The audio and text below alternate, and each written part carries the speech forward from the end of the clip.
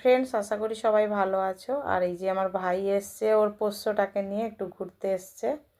আর আমাদের এখানে আজকে বাচ্চা পার্টির পিকনিক চলছে। বাচ্চা পার্টি বলতে আমার মেয়ে আর আমার বোনের ছেলে আর মিষ্টি, মানে এরা তিনজন মিলেই পিকনিক করছে। এদের পিকনিকে এই যে বাবা সবাই কি কাজে ব্যস্ত।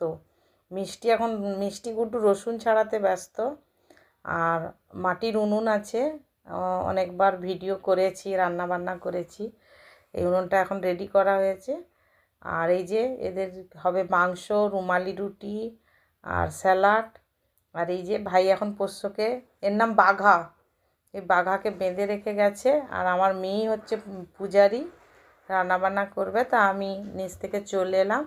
আর ঘড়িতে বাজে প্রায় 5টা 20 মতো। এবার আমি একটু কফি খাবো, তাই জন্য এই যে কফিটা করে নিলাম।